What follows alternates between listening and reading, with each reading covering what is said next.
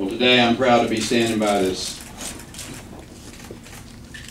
real American hero, a man who's been through 30-plus surgeries, but one of the great patriots and Christian brothers. Okay. Thanks, Battle.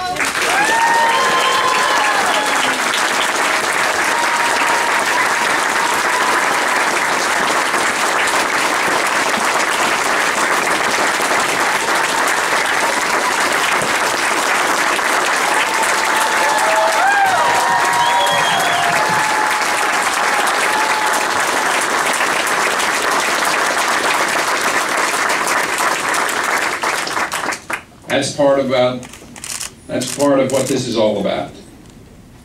It's about those young men and women. It's about supporting them when they come home.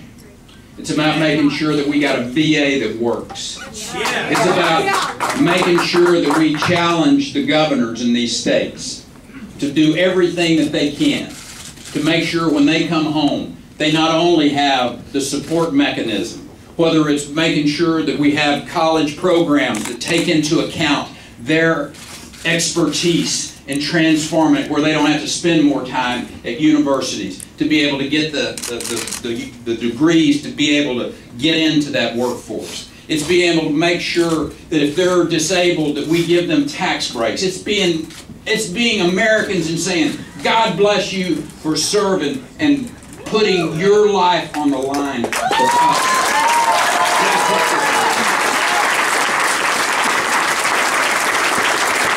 But we can't do that.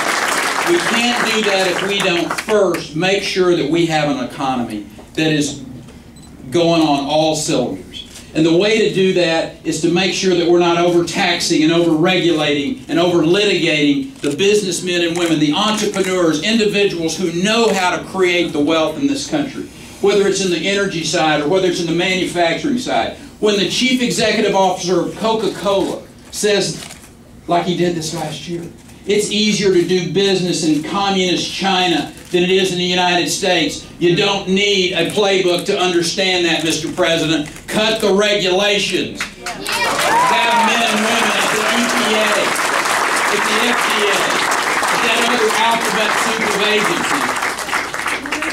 agencies. We're going to pull every regulation back that's gone forward since '08, and we're going to test it. We're going to audit it. If it's a job killer, it's gone. If it helps create jobs, it'll stay in place.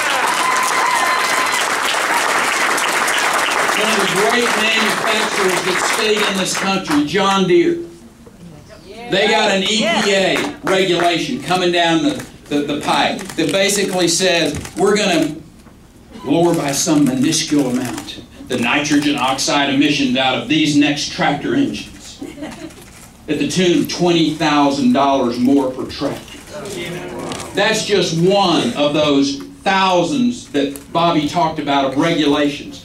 Steve Forbes was with us this morning. $1.7 trillion what it costs Americans every year in the regulations that come out of Washington, D.C. $1.7 trillion.